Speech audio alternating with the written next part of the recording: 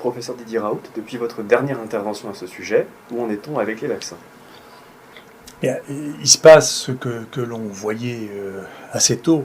D'ailleurs, c'est intéressant de voir les positions et la vue de la situation qu'on voit dans les différents niveaux. Moi, j'aime beaucoup le bateau, j'aime bien les bateaux anciens, comme les bateaux, les caravanes de Christophe Colomb qui ont découvert l'Amérique. Et donc, vous voyez, en haut du mât, il y avait un espace dans lequel il y avait une vigie. Comme la Terre est ronde, la vigie voit les choses avant les autres. Alors ceux qui sont sur le pont, ils ne voient rien du tout. Ils disent, mais non, il n'y a rien du tout. La vigie dit, non, je vois quelque chose. Alors petit à petit, il va pas, oui, non, mais c'est tout petit. Non, c'est beaucoup plus gros que ça. Comme ça, il a découvert l'Amérique. Et puis, il y a ceux qui sont dans la cale, eux, ils ne voient jamais rien. Même quand ils sont à côté, ils ne le voient pas. Vous voyez, donc, nous, on est comme ça. Notre rôle, ici, à l'IHU, c'est de faire la vigie. Alors après, les gens du pont le voient plus ou moins tard. Et puis, il y en a ceux qui font les fact-checks, en général. C'est ceux qui sont dans la cale, ils ne voient jamais rien. Ils disent, non, c'est une illusion. Non, c'est pas vrai. Enfin, ça n'empêche pas, si le bateau avance, qu'à la fin, on s'approche quand même de quelque chose qui existe pour nous. Et donc, c'est ce qui s'est passé avec ces épisodes. C'est extrêmement intéressant, vous voyez. Et les gens ont dit, écoutez, voilà, il y a 3 pays remarquables, c'est l'Angleterre, Israël et Islande, qui ont des taux de vaccination absolument extraordinaires. Puis on a vu recommencer, non, mais c'est rien. Puis après, augmenter, non, c'est les non-vaccinés. Et puis après, on a vu encore augmenter, oui, mais ils ne vont pas à l'hôpital. Puis on a vu augmenter, oui, mais ils ne sont pas contagieux. Oui, mais on l'avait augmenté, oui, mais ils ne meurent pas. Et donc, tout ça, c'est pas vrai. À la fin, si vous voulez, ils meurent moins en général. Pour l'instant, l'impression qu'on a, il ne faut pas se précipiter parce qu'on a l'impression que ce variant est moins mortel. Mais ce qui est intéressant, c'est pour la première fois dans un journal qui n'est pas un journal qui est considéré comme étant un négationniste, c'est le journal Science a fait quand même un article qui dit quand même ce que ça explique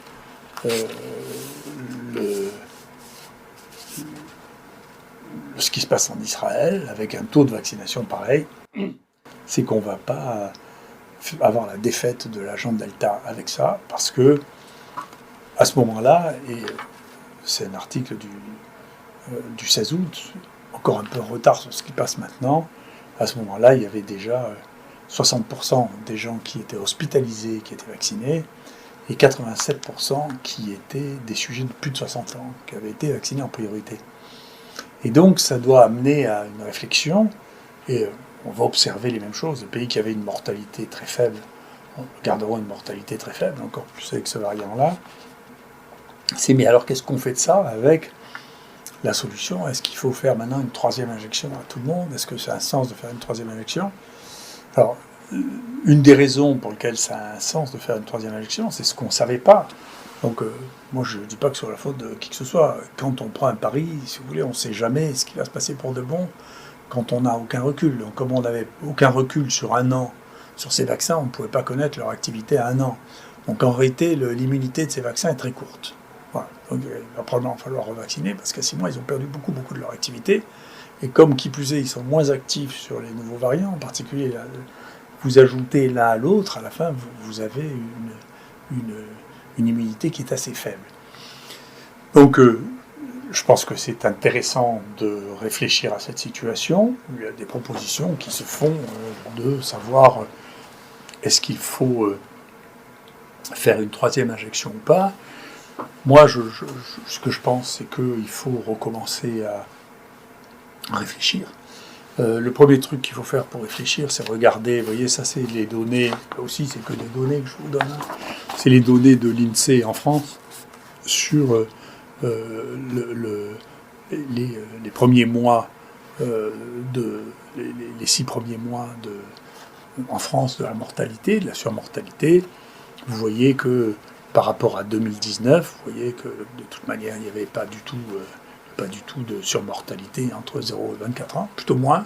D'ailleurs, c'était moins d'accidents de la route. Là, c'est probablement pas le cas, le confinement n'avait pas de même nature. C'est probablement parce qu'il y a eu beaucoup moins d'infections, il y a eu beaucoup moins de grippe, beaucoup moins d'infections respiratoires profondes. Au moins, c'est un des éléments. Peut-être d'autres choses, moins de gastroentérite.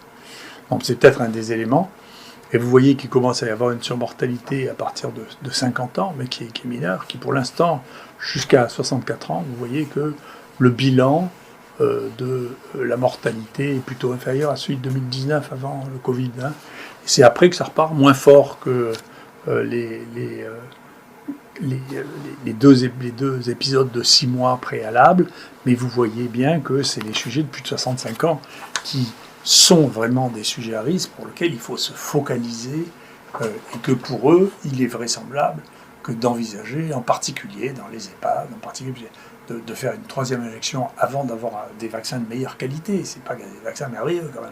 Pas faire des vaccins tous les 6 mois avec un truc qui couvre mal les nouveaux variants. Donc avant d'avoir autre chose, si on a ça, eh bien, c'est pas déraisonnable de penser à faire des 3e injections chez les gens qui sont ceux qui vont faire les formes graves, c'est-à-dire les gens qui ont des obésités morbides énormes, hein, ceux qui ont plus de 65 ans, et en particulier quand ils sont associés des pathologies. Nous, on voit ceux qui meurent les plus jeunes, ce sont qui ont déjà des accidents vasculaires cérébraux, qui sont des obèses, qui ont des cancers évolutifs. Donc ceux-là, c'est justifié de faire une 3e injection chez eux.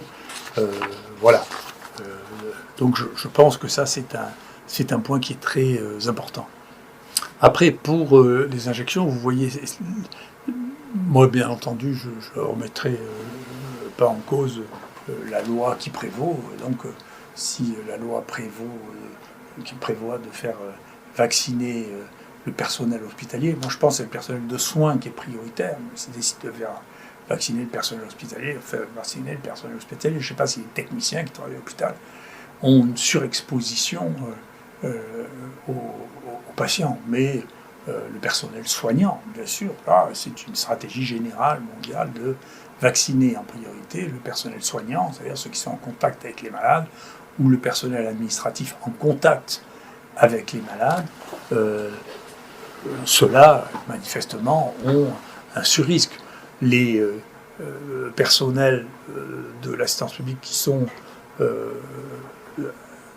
les administratifs qui vivent dans le bâtiment central ont probablement pas plus de risque d'être en contact avec les patients que ceux qui sont dans la rue. Donc cela, c'est la loi, il faut l'appliquer, ça ne se discute pas, jusqu'à ce qu'il y ait une autre loi. Mais c'est comme ça. D'ailleurs, je voulais dire un mot sur cette histoire de la localisation centrale de l'assistance publique. Il y a des échos dans mon histoire et dans ma mémoire qui est intéressante. L'assistance publique est installée dans une ancienne prison, qui est la prison Saint-Pierre. Alors, cette prison, moi, on a foutu des gens en prison dans ma famille, donc j'ai une idée de ce que c'est. Alors, cette prison était une prison de femmes, qui a été fermée avant la guerre. Elle a été rouverte pour la guerre. Alors, d'abord, mon grand-père, qui s'était engagé à 59 ans pour faire la guerre, quand on lui a ordonné au moment de l'armistice de se rendre aux Allemands sans avoir vu les Allemands pour être envoyé comme prisonnier, il a refusé et il est revenu la nuit, il a ramené ses hommes. Et ici, on lui a dit qu'il avait désobéi, on l'a foutu en prison. Voilà. Donc, déjà, un des ascendants directs était en prison, qui est sorti ensuite de prison. Mais du coup, avec les gens qu'il avait ramenés, il a commencé à rentrer dans un réseau de résistance qui s'appelle le réseau Mithridate, qui a fusionné ensuite dans la réunion par De Gaulle et Jean Moulin des réseaux de résistance, dont il est devenu un des directeurs. Et d'une manière très amusante, dans ce même réseau Mithridate, il y avait le grand-père de Fouché. Donc le grand-père de Fouché était dans le réseau de mon grand-père. Donc c'est amusant, oui, le réseau Mithridate. Et puis le réseau Mithridate, quand les nazis sont arrivés, dirigé par un type qui était un voyou reconverti dans la SS, qui s'appelait Dunker, qui se faisait appeler Delage, qui a noué des relations avec des voyous marseillais. Le réseau a été d'abord identifié. Quand mon grand-père a su qu'il était identifié, il est parti à Paris, en confiant les clés du réseau à ma grand-mère. Et tout le réseau a été dénoncé, ça s'appelle l'affaire Flora. C'est marqué dedans, c'est de l'histoire, hein, la famille Legendre, 10 rue Clapier. J'ai habité là, hein, c'est un endroit que je connais aussi. Elle a été arrêtée, amenée chez les nazis, et puis hop, on l'a remise à la prison Saint-Pierre, avant d'être déportée à Ravensbrück. Donc cette prison Saint-Pierre, à chaque fois que j'y rentre quand même, je pense que mon grand-père et ma grand-mère en désobéissant, ont été fichus en prison dans cet endroit-là, qui a quand même à laquelle j'ai quand même une certaine sensibilité. D'accord ? Donc il faut faire attention à ce que la mémoire des bâtiments ne se transmette pas trop aux habitants qui ont là-bas et que les certitudes de ceux qui dirigent ne sont pas définitives. Voilà, pour revenir aux vaccins, les vaccins, il y a deux choses qui me surprennent, sur lesquelles je pense que le pays doit réfléchir. C'est pourquoi est-ce que nous, en France, on considère que le vaccin chinois n'a pas de sens et qu'il faut revacciner les gens, alors que les pays qui sont plutôt les plus avancés en santé publique en Europe considèrent que c'est un vaccin comme un autre. Il n'y a pas de preuve qu'il marche moins bien, sauf qu'il n'est pas passé spécifiquement par la réglementation française. Et donc, il y a beaucoup de pays francophones qui ont utilisé ce vaccin, au Maroc, au Sénégal. Et quand on arrive ici, on leur dit, c'est la roupie de son sonnet, il faut vous revacciner avec des vrais bons vaccins, dont on n'a pas montré qu'ils étaient d'une supériorité en termes pratiques plus grande que celle des vaccins chinois. Donc je pense que c'est de la géopolitique, que ça n'est pas de la science. Et d'ailleurs, c'est à chaque fois qu'il se passe ça, que quand vous avez la Suède, l'Islande, des pays qui sont des pays très très attentifs à la santé publique, qui disent écoutez, non, pour nous c'est pareil, c'est probablement que scientifiquement il n'y a pas un vrai substrat, et que c'est un substrat réglementaire ou purement politique. Et d'ailleurs, on voit que la répartition des différents vaccins dépend de l'influence politique des uns et des autres, ce qui prouve qu'on est sous influence américano-anglaise, pas chinoise. Mais c'est pas de la science. La deuxième chose qui est à réfléchir sur les vaccins, c'est quel est le sens de diminuer de plus en plus la nécessité de faire une revaccination chez les gens qui ont déjà été infectés. Alors là aussi, nous avons des données qu'on a complétées. Il y a une partie qu'on a publiée, il y a une partie qui a été publiée par les Californiens.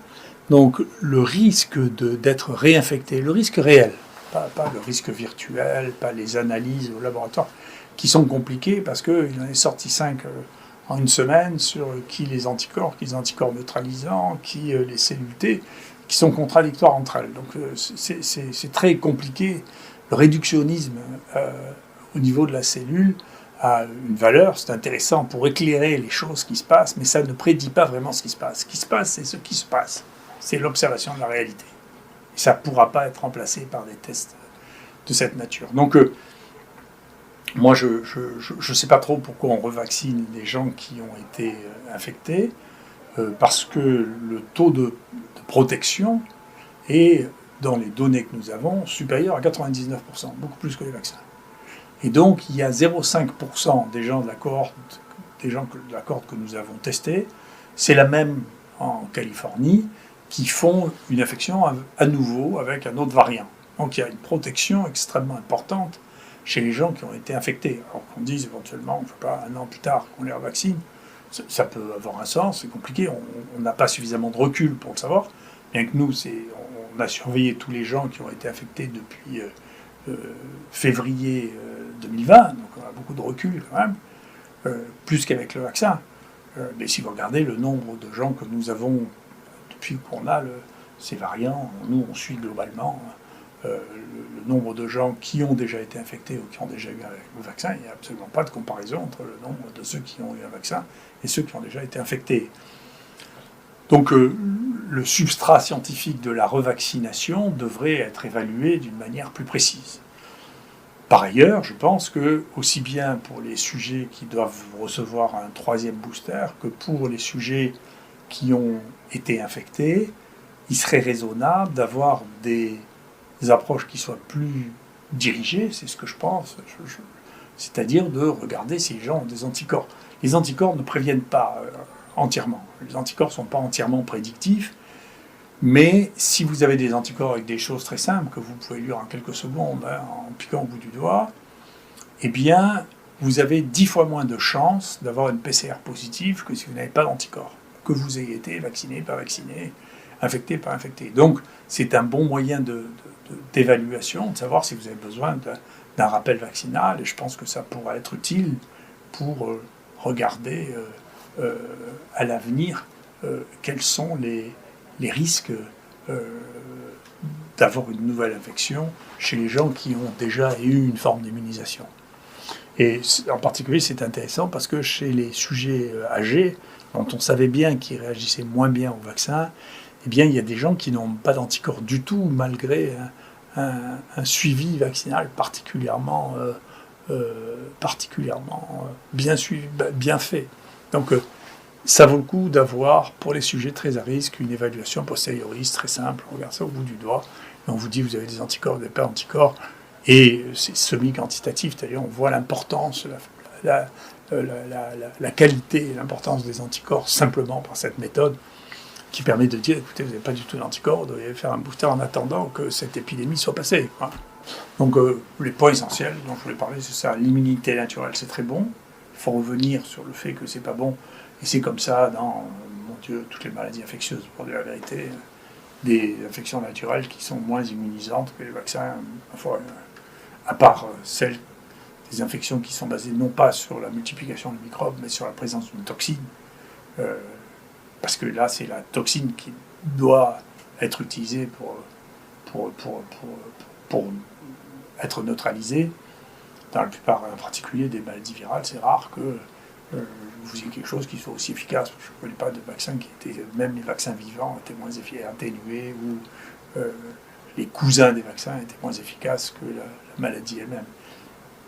Donc ça, c'est une chose. Deuxièmement, je pense qu'il ne faut pas mélanger les stratégies politiques et les stratégies scientifiques, en particulier d'obliger les gens qui ont eu un vaccin par ailleurs qui est considéré comme étant au moins aussi efficace que ce que nous avons dans plus de la moitié des habitants du monde, y compris des gens qui viennent chez nous. Il ne faut pas les forcer à être vaccinés parce que ça n'a pas de justification scientifique.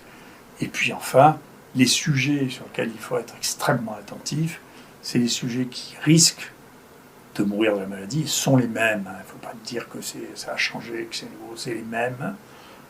Même si de temps en temps, il y a des gens qui bidouillent un peu les résultats. J'ai vu récemment des gens qui bidouillaient les résultats.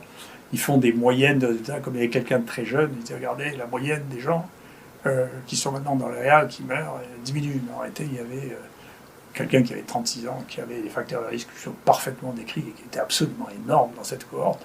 Et vous n'avez pas le droit de faire une moyenne avec une répartition hétérogène. Vous devez faire ce qu'on appelle une médiane, c'est-à-dire montrer quel est l'âge qui sépare la moitié de ceux qui meurent. Vous n'avez pas le droit de faire une moyenne avec un point hétérogène qui, artificiellement, vous baisse la moyenne avec un seul individu. C'est de la manipulation de données, ça. J'ai jamais vu autant de données manipulées de ma vie. Donc il faut faire attention que le message que l'on veut transmettre ne vous amène pas à avoir des comportements qui sont profondément antiscientifiques. Faire des moyennes avec ça, on apprend qu'on n'a pas le droit de le faire quand on est tout petit, comme on ne peut pas faire des pourcentages très faibles sur des nombres très faibles aussi. C'est pas possible. D'accord ? Donc il ne faut pas pousser les choses d'une manière telle qu'on essaie de convaincre les gens avec des arguments que l'on bidouille scientifiquement. C'est pas bien, on va pas le faire. Voilà, donc il faut rester calme.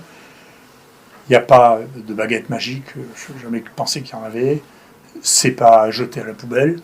Il y a vraiment des gens à protéger, je le redis. Les gens qui sont dans le soin, il y a la loi qui doit être appliquée parce que c'est la loi. Et puis les gens qui sont dans le soin, au contact des malades, doivent être immunisés parce qu'ils risquent eux-mêmes d'attraper la maladie. Ils risquent de le transmettre aux malades. Là, récemment, on a eu un service qui s'est ouvert pour accueillir des Covid. Et au bout de 3 infections de Covid, on a eu une épidémie nosocomiale dans tout le service. Donc, ce qui veut dire que c'est une maladie transmissible. Si vous commencez à avoir un patient qui a un Covid dans un service, si vous ne prenez pas toutes les précautions d'isolement, si le personnel lui-même est capable de devenir vecteur, soit parce qu'il devient infecté, porteur, avant d'être malade, soit parce qu'il n'a pas les gestes de décontamination suffisante, les gens vont attraper le Covid à l'hôpital. Donc c'est extrêmement important que le personnel de contact soit immunisé de façon à se protéger du risque qui est faible, mais à ne pas propager des maladies dont le risque peut être très important chez les gens qui sont hospitalisés par ailleurs. Merci beaucoup.